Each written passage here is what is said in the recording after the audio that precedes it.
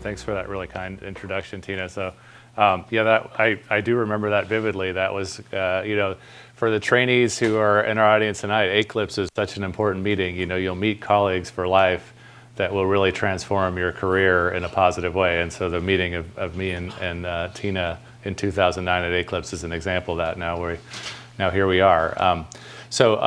I'm going to be talking about a general theme in cancer genetic testing of the intersection of tumor-based testing and germline testing, that is, testing the blood or normal tissue for inherited mutations. Because there's increasing areas of clinical utility at that intersection where the same genes might be having damaging mutations in the germline or in a tumor, and those can have implications, the same implications for treatment. They can have interesting ways they interact. And traditionally, this area of testing has been sort of siloed. That is, there are experts in the Mendelian world and the inherited cancer genetics world, and then there are experts, particularly molecular pathologists, in the somatic world of tumor testing and KRAS mutations and EGFR, and those of you who are sort of steeped in that lore. But increasingly, we really have to understand both worlds very, very well. The same person has to understand both worlds very, very well in order to do our jobs. And it's exciting. It's also a challenge because there are very few people that are well trained both in Mendelian cancer genetics and in somatic cancer genetics. So that's the sort of primer. I have no disclosures. The learning objectives were sent out. So this interplay between tumor and germline. And by germline here, I mean inherited variants in cancer genes, and by tumor, I mean we're looking at somatic or acquired variants in cancer genes. So I'm breaking it down into three general areas, which will be the three sections of my talk. So the first area is in targeted therapy. So increasingly, we're looking at genetic mutations in tumors in order to select a patient-tailored precision therapy for that cancer patient. So this is a laundry list of targeted drugs that are tied to a certain mutation and a certain gene. But what's more new on the block is we look at the same genes, particularly BRCA1 and BRCA2, in the germline, and those same genes, if they have damaging mutations in the germline, also predict response to therapy. So there's this interplay between germline and tumor, and there's also interesting ways in which we can look at the tumor to make inferences about the germline and vice versa, and I'll talk about that. So cancer syndrome screening is the second area, so particularly a type of syndrome called Lynch syndrome. So that is fairly common cancer predisposition syndrome. As many as 1 in 300 people have Lynch syndrome in the United States. And it predisposes you to colon cancer, if you're a woman, endometrial cancer, and also a long tail of additional cancers, including prostate cancer, ovarian cancer, bladder cancer, many others. Screening for Lynch syndrome has been standard of care for at least 2 decades in certain settings of patients with colon cancer because of the high prevalence of this inherited cancer syndrome in people with colon cancer. But we've now started doing universal screening, and that universal screening now has interesting ways in which tumor and germline are interacting, and I'll talk about those in the second section of the talk. In the last section of the talk, I'm going to talk about how tumor and germline cancer gene testing can help with variant interpretation. So what I mean by that is, for those of you who heard the term variant of uncertain significance, this is a term where we still really don't know what a lot of genetic variants mean. And when people get clinical testing for cancer predisposition, just like any other inherited clinical testing, they'll often get back a result that says it's uncertain. And with cancer genes, particularly mismatch repair cancer genes, which I'll talk about, there's some opportunities to look at the tumor to be able to infer what that germline variant is doing, because there's some predicted things that should be happening in a tumor if that variant mattered. And vice versa, if that variant doesn't matter, there's some other predicted things that we might be able to see in the tumor. So we can use tumor to inform germline. There's also some really fancy things that Dr. Brian Schertz has been doing with this, with likelihood ratios and modeling and all kinds of really sophisticated statistics I'll talk about. And since he's not here and is at the ASHG meeting, I can say whatever I want about it. So this is the outline. I think I've kind of already covered this. I will end in a case vignette. So I'm going to talk a lot about cancer predisposition genes, but really I'm going to only be talking about 2 pathways of cancer predisposition genes. So it turns out that most cancer predisposition genes are in fact involved in DNA repair, which makes sense because if you lose the ability to repair your DNA, you're probably more susceptible to cancer. That's the way I think about it. So the 2 pathways I'm going to be talking about mostly in terms of cancer predisposition genes are the homologous recombination DNA repair pathway, primarily BRCA1 and BRCA2, which are the poster children for that pathway. When you have loss of function mutations, that's damaging mutations in either one of these 2 genes or other related homologous recombination DNA repair pathway genes, you have a syndrome that's currently called hereditary breast and ovarian cancer syndrome because patients that have one inherited bad copy of those genes are particularly if you're a woman, of course, are predisposed at great risk for breast and ovarian cancer. Now, the problem with this name is that both men and women are predisposed to many cancers, and in particular, men are predisposed to prostate cancer. Men and women are both predisposed to pancreatic cancer. So this name is really a problem, and one of the crusades that I'm out there talking about is we got to change this name because it's so misleading. It's both unmemorable and inaccurate. So that's just my getting up on a soapbox about that. But for now, we call it hereditary breast and ovarian cancer syndrome. But just suffice it to say, both men and women can have inherited mutations in these genes, and it's far more than breast and ovarian cancer that people, both men and women, are at risk for. While, of course, breast and ovarian cancer being among the most important, though. What's interesting is if you have an inherited mutation in one of these genes, and you're unlucky enough to get a cancer, that cancer, the good news is that cancer is more likely to be susceptible to a type of drug called a PARP inhibitor, and also more likely to be susceptible, I'm talking in general terms, it depends on the cancer, but also more likely to be susceptible to platinum-based chemotherapy. So these inherited pathogenic variants, these inherited damaging mutations, are important not only for telling a patient about their risk for cancer, but when they get cancer, those same variants are now important for telling them how to treat their cancer. And this is a really new thing. I mean, it's only really the last couple of years that we've been using this for that information.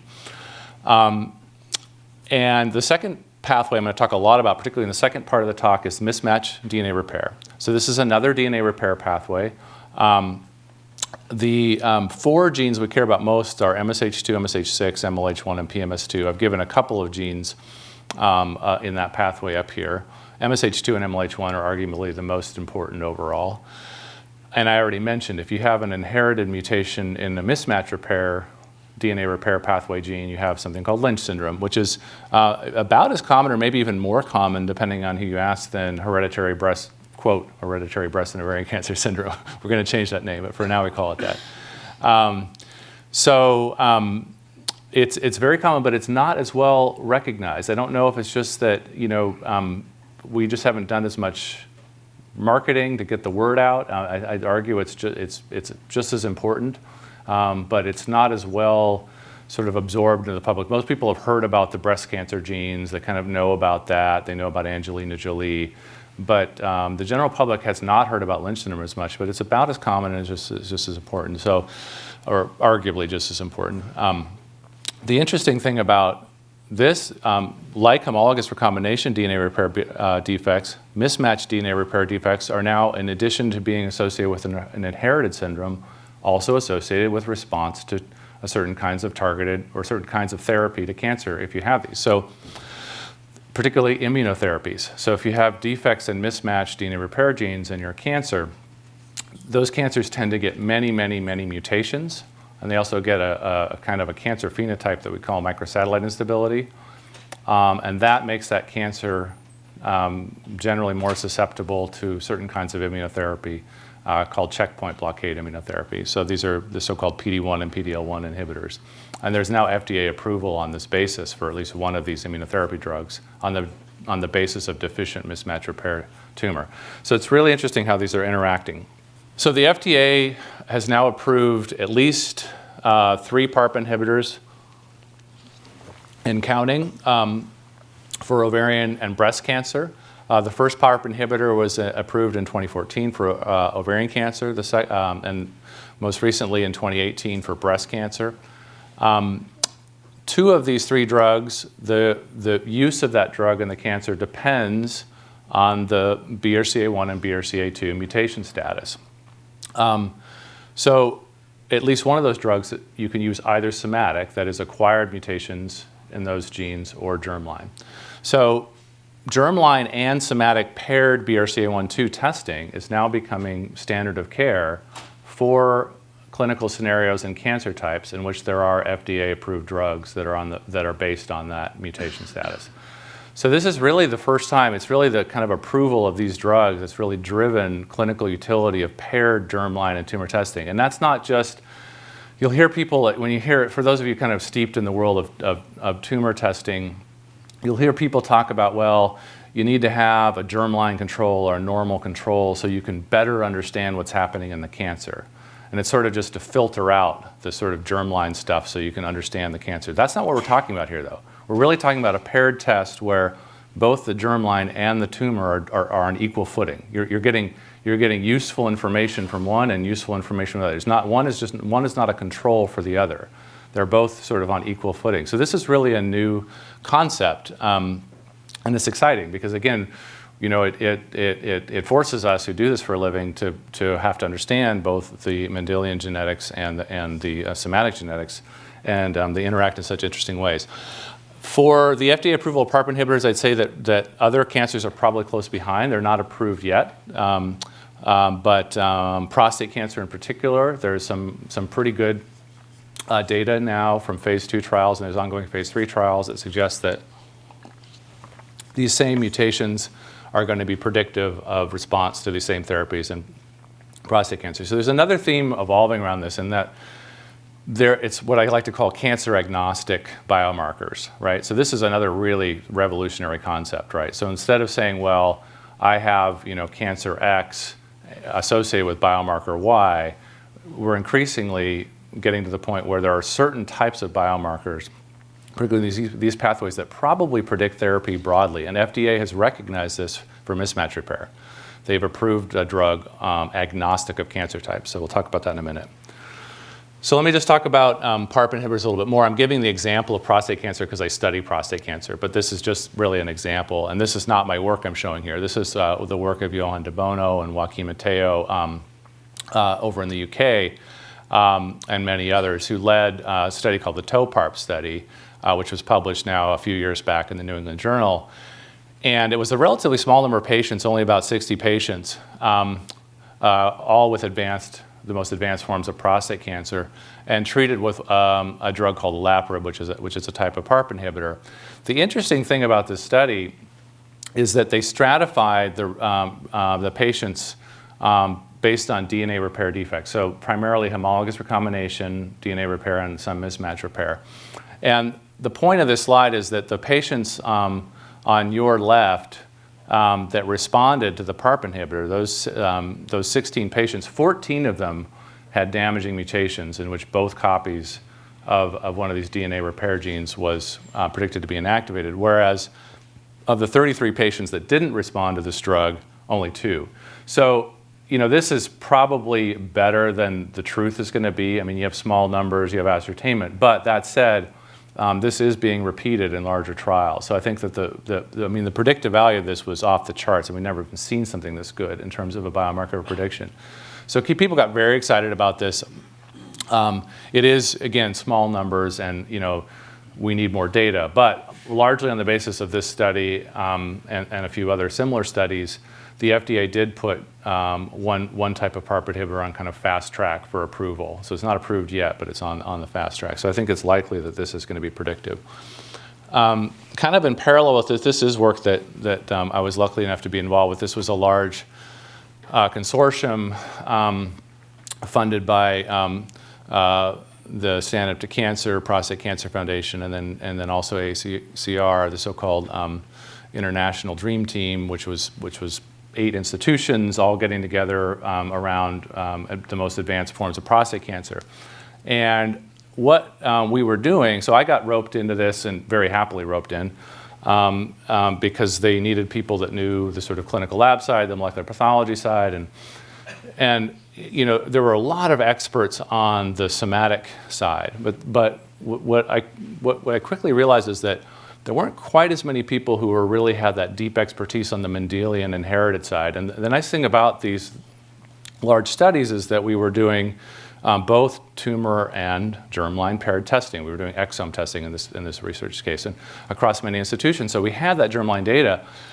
And, you know, basically I was lucky enough to sort of be able to get to look at the germline data right away because they knew that, you know, I do this for a living. I you know, with my colleagues here, direct cancer genetics lab, we do high volume cancer predisposition testing. So we kind of know a thing or two about what the clinically important cancer genes are in the inherited setting. And we were, anyway, bottom line is we were blown away by how prevalent these damaging mutations are, particularly BRCA2. What we're showing is a pie chart of the different kinds of genes and the prevalence of mutations. So the overall 12% of 692 men across 8 institutions had a clearly pathogenic autosomal dominant cancer predisposition mutation in one of these 16 genes. And these are genes that we already know are clinically important for other cancers. BRCA2 is already known to be important for prostate cancer as well. So these aren't just, this isn't really like candidate gene discovery or anything like this. These are genes where there are clinical tests available right now. They were available when we did the study. And what we were asking is if we limit it to that set of genes, can we find basically mutations that are relevant for prostate cancer right now? And the answer is resoundingly yes. I mean, these numbers were way higher than we expected. And again, getting back to the germline tumor theme, you know, because we had paired tumor testing for the majority of these, we were able to look at the tumor and we saw things like inactivation of the second copy of the gene in tumor more than half the time. Including for these genes that we didn't know for sure whether they were causative of prostate cancer yet. So that's sort of indirect evidence that these genes that we didn't already know cause prostate cancer probably do. So it's very exciting because this is high enough that, and also we didn't see any association with family history or age of onset. This is just basically men with advanced metastatic prostate cancer. So. Long story short, there's already basically now in the NCCN guidelines, which is the sort of standard guidelines for cancer care, basically a recommendation to do inherited germline testing for at least a subset of these genes in all men with metastatic prostate cancer, regardless of any other clinical features. So it's really exciting to sort of see that come full circle. And there's a lot of clinical trials going on around men with these mutations of prostate cancer. So again, this is just one example. One I'm close to. I already mentioned the FDA approval. Now I'm switching gears to mismatch repair.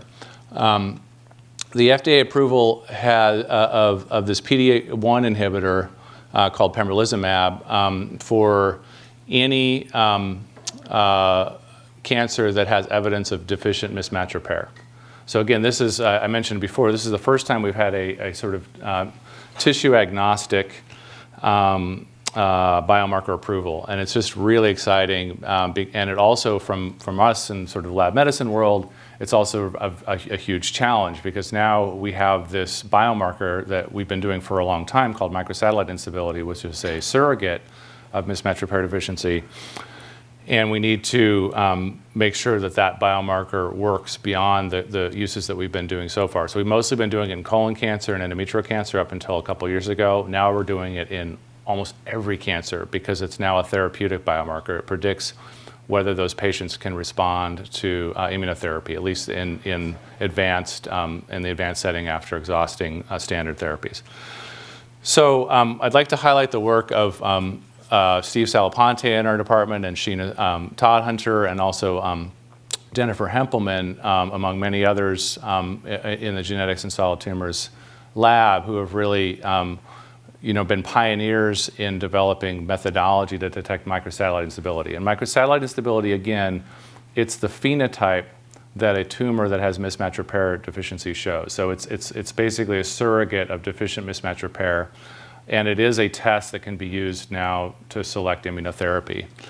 It's also a test that can be used to predict if you have Lynch syndrome. And so traditionally this test has been done with capillary electrophoresis, which is a PCR, and you amplify fragments and then you run them out on a long capillary gel, which is very prone to sort of inter-observer error. It's also not that robust in that you can only look at a few markers in the genome. So each microsatellite is like a little repetitive element in the genome, and the more microsatellites you can look at, the better the performance of the test. So the nice thing with NGS, which is next generation sequencing, gives us the power to look at many, many microsatellites all at once. And so these folks here, with a little bit of my help, put together some software. So really Steve and Sheena driving that we call MSINGs for MSI by NGS. That was published in 2014. That basically is a piece of software that can call microsatellite instability from next generation sequencing. We've subsequently adapted that piece of software and added it to, I think, 4 or 5 different assays now.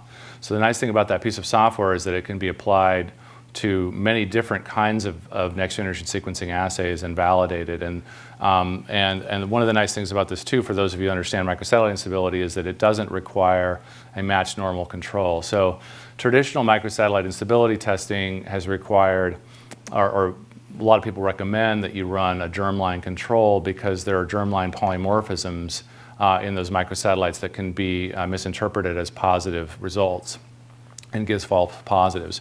But the nice thing is if you test enough of these markers, you get over that problem. You get robustness just in numbers. So even if you have a few loci that are false positives because of the germline polymorphism problem, generally speaking, the overall assay doesn't become tripped over to false positive if you look enough. So that's very practically useful that only tumor can be looked at. So Steve's lab, Steve Salaponte's lab, used this piece of software, MSINGs, for a research project where they took the Cancer Genome Atlas exome data, I think over 8,000 exome data sets across, I believe it was 15 or 16 cancer types.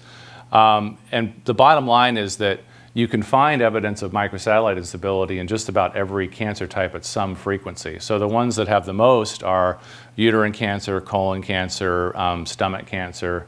Those are cancers we already knew had a lot of microsatellite instability, up to 20–25%, for example, in uterine cancer. But there's this long tail, and so this was really important work for a number of reasons. One, it shows kind of the prevalence of microsatellite instability, which is important now that we have this tumor-agnostic FDA approval of an immunotherapy on the basis of this.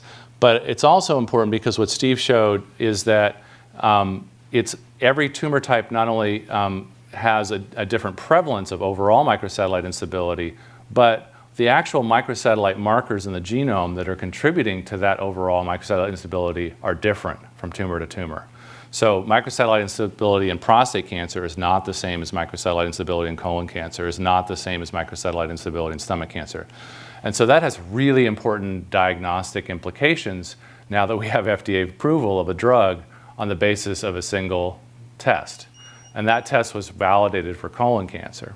So you can kind of do the math and realize that we kind of are going to have to be playing some catch up here to make sure that our assays, our microsatellite instability assays, really perform optimally across all cancer types and not just in colon cancer where the traditional assays have been validated. And this is a real problem for our field because I think the last survey I looked at, it's still probably 90–95% of clinical labs are using this single assay that was really validated for colon cancer. It's not that it doesn't work in other cancer types, it's just that I think we can do even better with the knowledge we have now. So we did a small study to show this in prostate cancer, which was published this year. This was led by Jennifer Hempelman.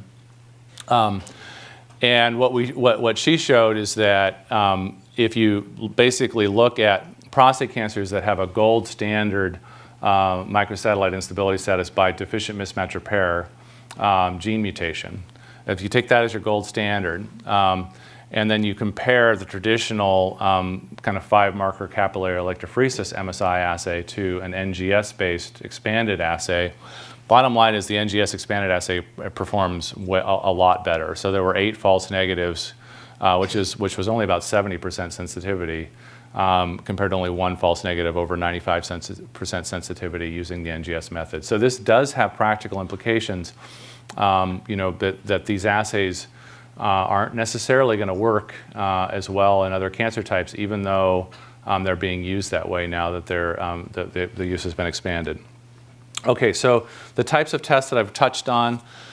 For mismatch repair, I talked a lot about MSI. I didn't talk about immunohistochemistry, which is abbreviated IHC here. That's another commonly used test for mismatch repair deficiency in which you look for actual loss of the mismatch repair protein. They're used fairly interchangeably. The performance of immunohistochemistry, I think there's more hope that that will be more standardly working fine beyond colon cancer. But I think for immunohistochemistry, we also need to take a careful look because it hasn't been used more broadly. Mutation-based, we have next-generation sequencing panels, like we offered a panel called ColoSeq. There's total mutation burden is important because these are associated with high mutation burden. For homologous recombination DNA repair, you can look at the actual mutations. There's another sort of correlate that is sort of like MSI, like microsatellite stability, but for homologous recombination DNA repair, and that's called LOH burden, which stands for loss of heterozygosity burden. So if you think about what's happening with homologous recombination DNA repair deficiency, what's happening is you're getting large chromosome arms that are dropping out or getting duplicated and kicking out one copy. So you have huge arms, huge stretches of loss of heterozygosity across the genome is the sort of genomic scarring event that you get when you have deficient deficient DNA repair pathway. So you can take advantage of that and look for the global burden of loss of heterozygosity as a surrogate. Now this doesn't work quite as well. It's not really standard of care yet, the way that MSI is as a surrogate for mismatch repair deficiency. But it's getting there. There's also other signatures you can look at, mutational signatures. So here at UW and in lab medicine, we've been implementing many tests across the germline and somatic spectrum since 2011. This is just sort of a laundry list. It's not really until, I guess, about 2015 that we started doing paired germline and tumor tests, with the first really being the test around Lynch syndrome screening, which is going to be the next part of my talk. So we do offer a test called UW Oncoplex, which we've been offering since 2011. It can do all these things, including microsatellite instability, mutation testing, total mutation burden. But we typically do that on tumor only. We've just started doing paired tumor germline for UW Oncoplex, and it's going to be interesting to see how we incorporate. The other approach we've been using is BRCA tumor, which is a DNA repair gene focus panel that we've been using in partnership with Mary Claire King and Tom Walsh for many years, with a long-term collaboration. This was developed in Mary Claire King's lab by Tom Walsh, the BRCA panel. We adapted it clinically, and then we further adapted it to be tumor germline. So increasingly, we're doing that test for patients for cancer predisposition, where as a bonus, you can do the tumor test. And the tumor can sometimes tell you things you need to know about therapy, because particularly for women with ovarian cancer, it's standard of care to do germline testing to look for BRCA1/2 and other mutations.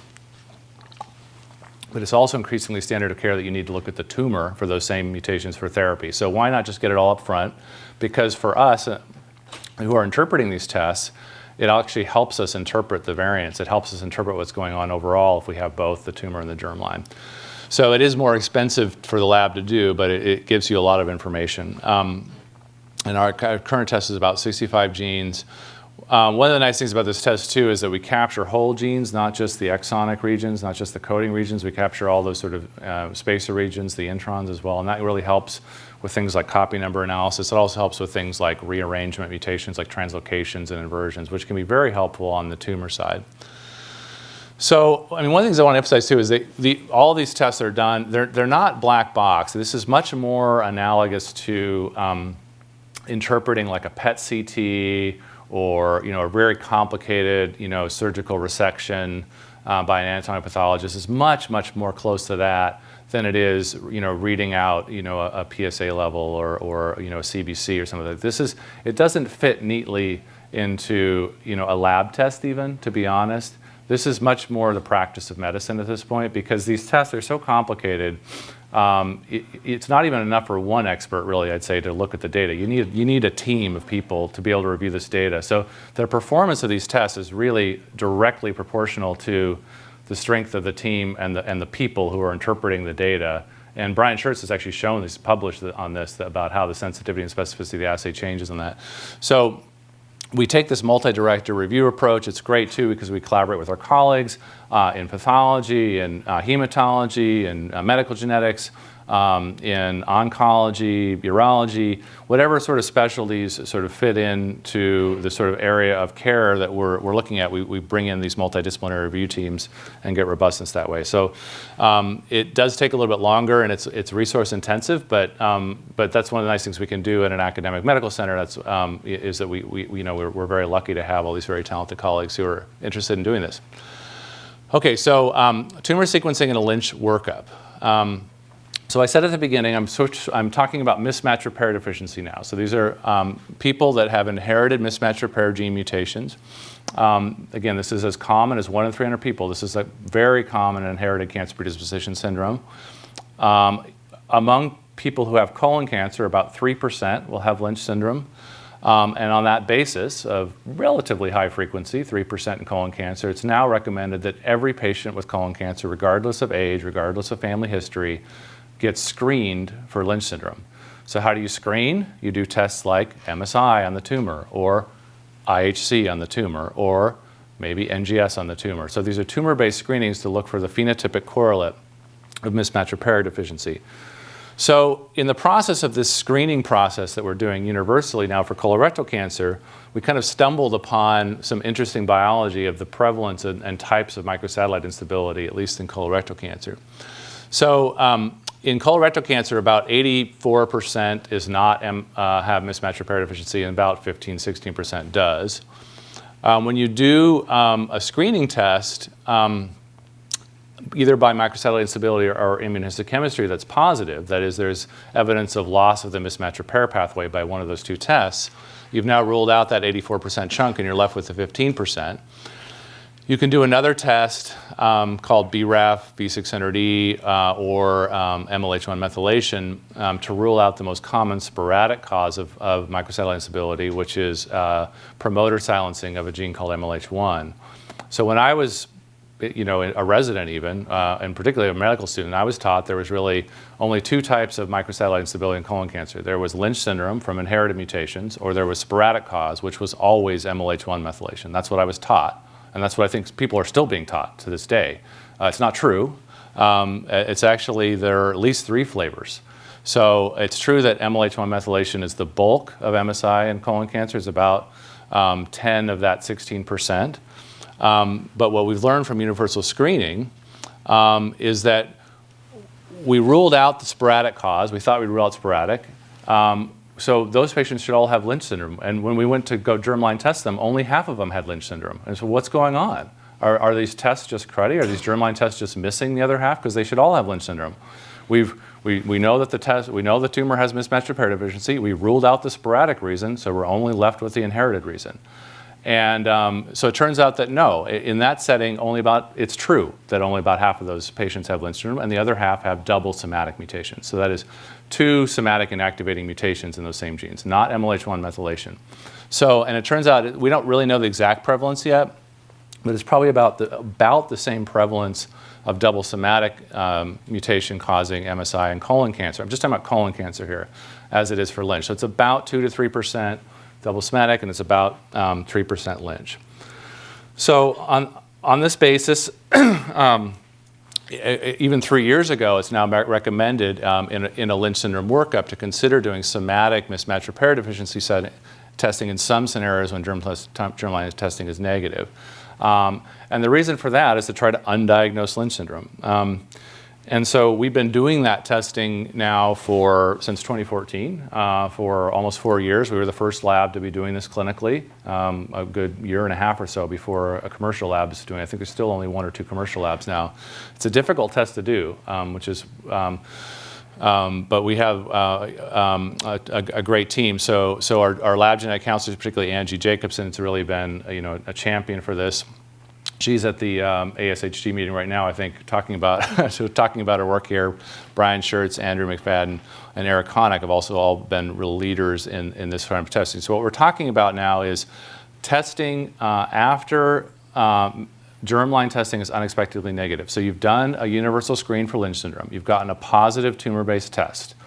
And you've ruled out the sporadic cause, that is MLH1 methylation. And now you've gone to a germline test because you think they have Lynch syndrome and it's negative. And the genetic counselor or the medical geneticist or genetic provider is sitting there saying, well, gosh, is it really negative? Or did the germline test just miss your inherited mutation? So let's do a tumor test to explain why we had that first positive result. So we're sort of doing like this circular lab thing where we do a screening test, and then we do a definitive test, and then we go back and explain why the screening test was what it was. So I think we'll get past that. But for the time being, it seems like a pretty roundabout and inefficient way of doing things, but it's actually got massive clinical utility.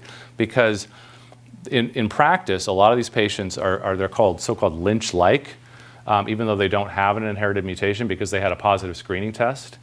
And they're treated a lot of the times as if they have Lynch syndrome, which means like annual colonoscopies or something like that. So if you can undiagnose that, you really save a lot for the healthcare system. You just reassure people just 100%, no, you don't have Lynch syndrome. This is why your IHC test was positive. This is why your MSI test was positive. It has nothing to do with an inherited mutation. So that's what we're talking about here. And this is the data from our own experience. And in this particular setting, about 75% of the cases we can solve as double somatic. There are still some that are mis-Lynch. So it's worth doing the test because it is true that sometimes there is mis-Lynch. The other time that you can do tumor testing in a Lynch workup that we're really excited about is this first-line screening. So we have all these crazy tests I just told you about. We got microsatellite instability and IHC, and I talked about BRAF V600E, and I talked about MLH1 methylation, and I like to joke there's like 5 people in the world that actually understand the algorithm on the left side of the slide, which is like if you go to like Mayo or AARP's website, you'll see these just arrows going every which way, and there's like people that like make their whole careers out of adding new arrows to this diagnostic algorithm. But we could actually do this a lot more simply with just one test. Just do an NGS tumor test up front. We increasingly need to do that, at least in some settings, for treatment anyway. And the costs are coming way down. So you might say, well, not just do germline testing up front. And that's a fair argument. But with current sort of pipelines in the clinic, there's not always adequate genetic counseling and so on and so forth. So it does make sense to have a screening test. So you can do a tumor NGS test. You can get microsatellite instability. You can actually sequence the mismatch repair genes. And you can get a screen. You can use it for screening. And so we did this. We did this in collaboration with Heather Hampel, Rachel Perlman, Albert De La Chapelle, Dan Jones, many others at Ohio State through this large screening study in which they're collectively or prospectively collecting all colorectal cancer patients in the state of Ohio and doing Lynch syndrome screening using traditional assays with IHC and MSI and BRAF status and MLH1 methylation, like I just said. And then what they did is they sent us the DNAs from these, where they already knew all these assay results, but we didn't know anything. All we knew that is that these were colon rectal cancer DNAs. We didn't know anything else, and just said, okay, in a completely blinded way, can you do a tumor NGS test, and can that function as a screening test in this prospective cohort as well as traditional screening? And the answer is resoundingly yes. So this was published in JAMA Oncology just this year. So the bottom line is that no cases of Lynch syndrome were missed by tumor NGS, whereas a potential clinically important number of cases were missed using traditional Lynch syndrome screening algorithms. And the nice thing about doing tumor NGS is that you also can do things like look at KRAS status and NRAS status, and these are things I don't have to get time to get into in this talk, but they're things that are useful and pieces of information on that tumor for that colon cancer patient, either at the time of the test if they have advanced disease or potentially later on if they get advanced disease. Okay, so just very briefly in the last 5 minutes, I'll talk about some general ideas about how tumors can help with variant classification. So this is the third area. So tumor data is being used to aid in germline variant interpretation. Increasingly, because we have these tumor germline paired tests, people are using these tests in patients that have a germline variant of uncertain significance, particularly in a mismatch repair gene, and saying, hey, can you look in the tumor? Does it have MSI? Does it have evidence that the second copy of that gene is inactivated? Can we use that information to help us interpret this variant? And the answer is maybe. You know, I mean, there's not really guidelines at this point, but we're trying to figure it out. So when might it help? So when we think about germline variant classification, there's this sort of wastebasket of variant of uncertain significance that's really defined by probability. And so depending on the guidelines, it typically would be defined as between a 5 and 95% chance that it's pathogenic, that it matters. So that's a pretty broad range. So when tumor testing can help is when you're at either end of that range. So if you're very close, you're almost sure this is pathogenic, but you're not quite sure. Or you're almost sure this is benign, but you're not quite sure. That's where that tumor testing might help you push over the edge. So what would we look for in a tumor? So we'd look for loss of heterozygosity in the tumor at the site of the germline variant. And importantly, no somatic explanation. Or we'd look for a single inactivating somatic mutation taking out the other copy. Because these are tumor suppressor genes. We're looking for both copies to be inactivated in a tumor. So if the hypothesis is that this variant is a damaging mutation that took out your first copy that you were born with, and we only see one copy inactivated in the tumor, that's actually at least weak evidence that it could matter. Vice versa, clues that it could be benign is if we have a double somatic mutation that explains what we're seeing in the tumor without invoking the germline, and absence of loss of heterozygosity. But there's a lot of pitfalls with this. So, I mean, again, I want to emphasize this is not standard of care. There aren't guidelines for this. We clearly state that we don't do this as a dedicated service, but the reality is that people are sort of trying to get this information anyway. So I think it's worth talking about how we might approach this. So the pitfalls, you could have a missed germline or somatic mutation. You can have two somatic mutations on the same gene copy. That's called in cis. And so sometimes that can fool you because you think that both copies of the gene are inactivated, but really you're just looking at two mutations on one copy. And sometimes it's hard to tell the difference. You can have multiple clones within a single tumor. So you can see multiple mutations and it's really not the same cancer you're looking at. And so there's a lot of pitfalls, and I want to emphasize that we have a ways to go, but I think that we can use tumor data. So there have been at least 5 cases where out of many thousands, I should emphasize, where we have used tumor data to reclassify a variant, and never on its own, only in partnership with other types of traditional data like segregation studies. And so this is just describing that. And this is work of, again, of Brian Schertz and Angie Jacobson, who are really interested in how to use this information for variant classification. So we can think about, again, if we're going to incorporate this into traditional variant classification guidelines, can we fit this into a rubric that particularly the medical genetics community understands? Like, can we speak the language of the Mendelian medical geneticists using tumor data? And I think the answer is yes. So in the Mendelian world, we think about de novo mutations as being one of the strongest evidence. So if you have a de novo mutation in a kid with a very specific phenotype, in a gene that fits that phenotype, and you're only expecting 2 de novo mutations in the genome, well, the probability that mutation is pathogenic is through the roof. And it's very strong data. So we can use the same kind of reasoning.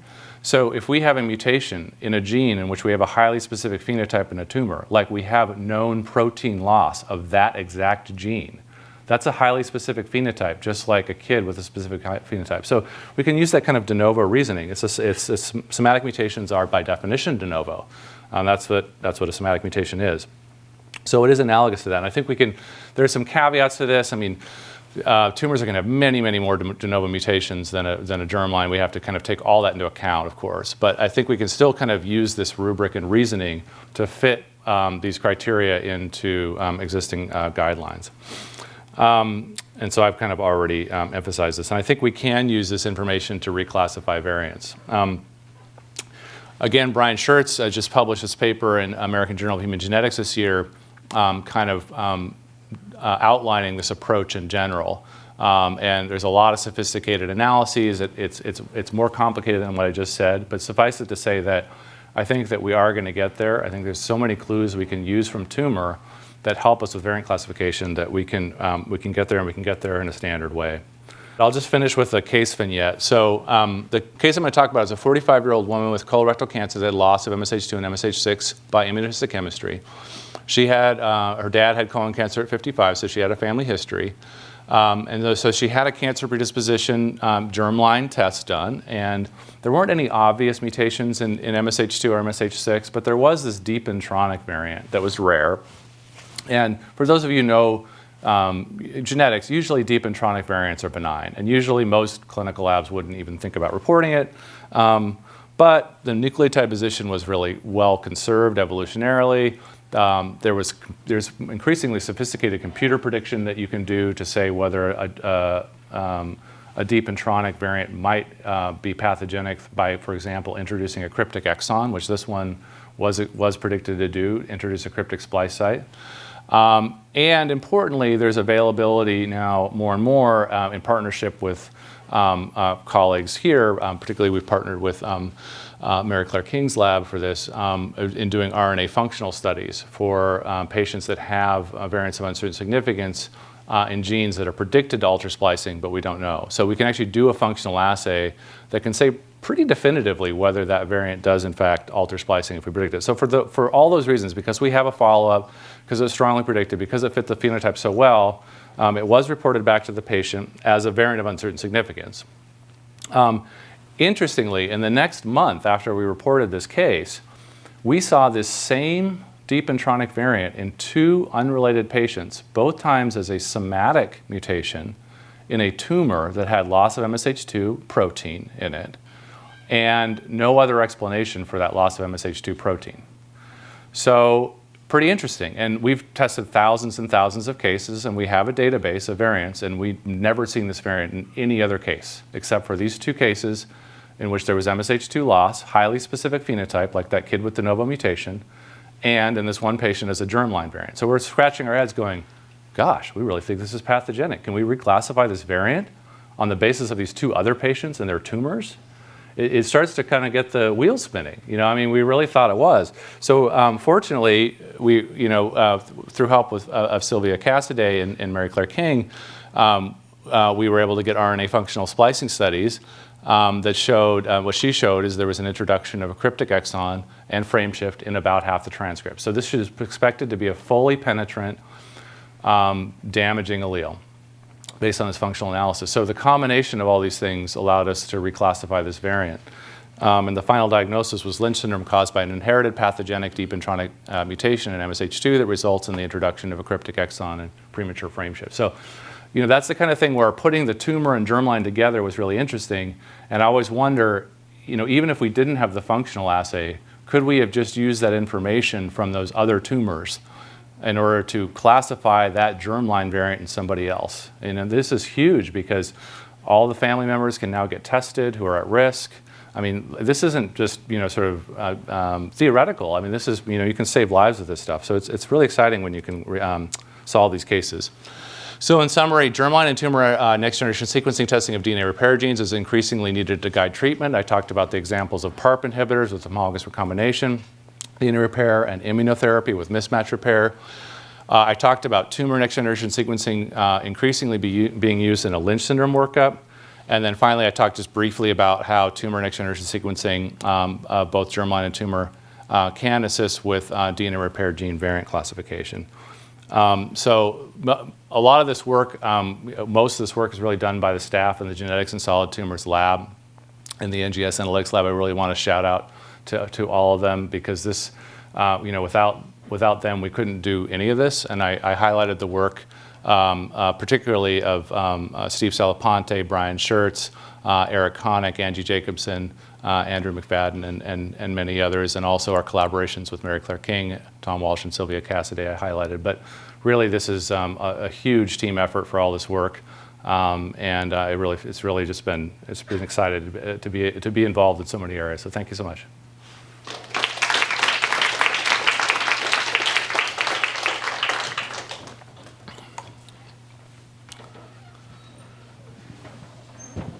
Colin, you were talking about Angie's work, and you had a pie chart where things were double somatic mutation, missed Lynch. There are 2 others. One was a false positive IHC. Oh, I don't know. And the other pi was unexplained. Uh-huh. What's the difference? Well, unexplained means either, I mean, we just don't know. So false positive IHC would be like we were actually able to repeat the IHC study, and when it repeated, it didn't get the same result. So we have an explanation. It's just that the original screening test was just wrong. Unexplained is just that. We can't explain it with double somatic. We can't explain it with Lynch. We can't explain it with false positive IHC. We can't explain it with missed MLH1 methylation. We just don't know. Yep.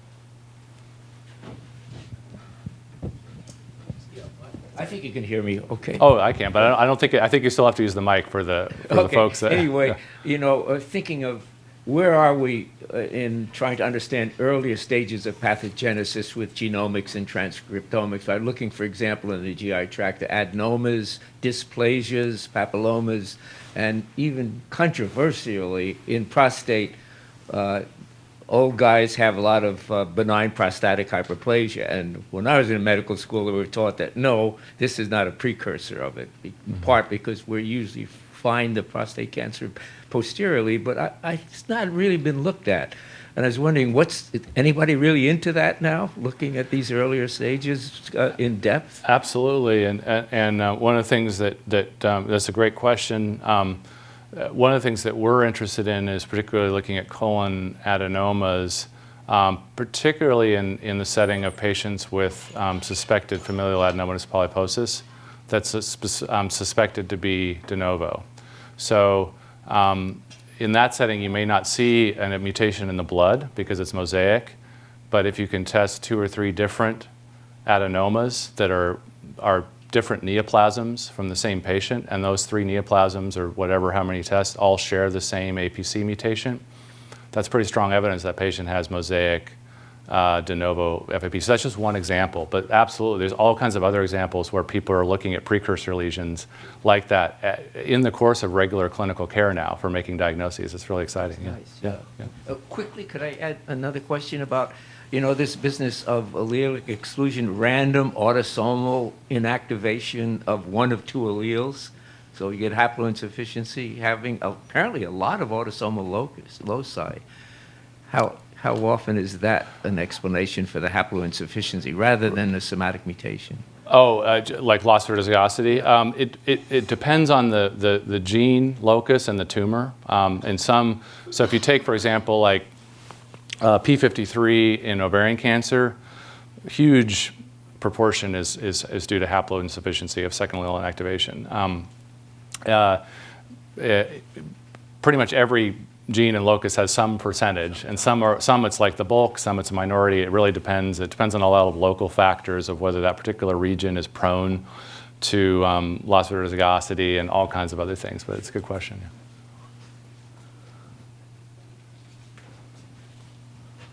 Again, very interesting talk.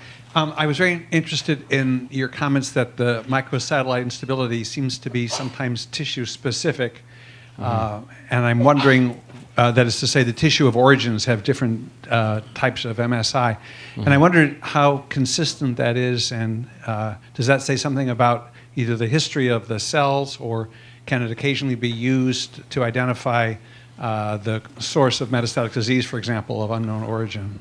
So if I get your question right, you're asking, does the pattern of microsatellite instability being different from cancer type to cancer type have to do maybe with the evolutionary timing of when you get the mismatch repair deficiency? Or something about the history of the cell line, yeah. You know, that cell. It's a great question. I mean, it might. What I can say is that you can see mismatch repair deficient tumors that don't have microsatellite instability. And so the best example, or the most concrete example of that is children who have a syndrome called congenital mismatch repair deficiency syndrome, which is basically double Lynch. Basically both, they've inherited two bad copies of a mismatch, of the same mismatch repair gene. And it's a terrible syndrome. You usually die by your teenage or early 20s you just get all kinds of cancers. It's horrible. But what's interesting about the cancers that those kids get is that they don't have microsatellite instability. So they're born with congenitally absent mismatch repair, and yet the tumors don't get microsatellite instability. It's interesting, right? And so it turns out that that, I don't really fully understand the reasons, but my sort of basic understanding is that because those tumors so quickly evolve and get other mutations that cause catastrophically high mutation burden, the tumors they sort of dead end before they get enough evolutionary time to accumulate that microsatellite instability, right? So that's one example where what you're getting at sort of bears out. And that could be, it probably is the case that the tumorigenesis pathways in these other cancers matter. Is Steve in the audience? He could probably speak to, yeah. So Steve can speak to some of the biology around that too, because he's done the work on that. You want to comment on it, Steve? Because there's also some actual biology of selection of certain genes in certain cancer types that factors in. They don't usually give me the microphone, but so our working hypothesis is that the pattern of microsatellite mutations is linked to the oncogenes and driver mutations that are important for those specific cancer types. Because we do note that the microsatellite mutations that occur at the highest frequency in these tumors aren't sort of randomly distributed throughout the genome. They tend to cluster in cancer-relevant genes. So it likely represents a signature of selection during the evolution of these particular cancers in their microenvironments. Thanks. Steve, I knew you could say it much more eloquently than me, but I think the idea of evolutionary timing could factor in too. I think it's a great idea, so yeah. All right, thanks everyone.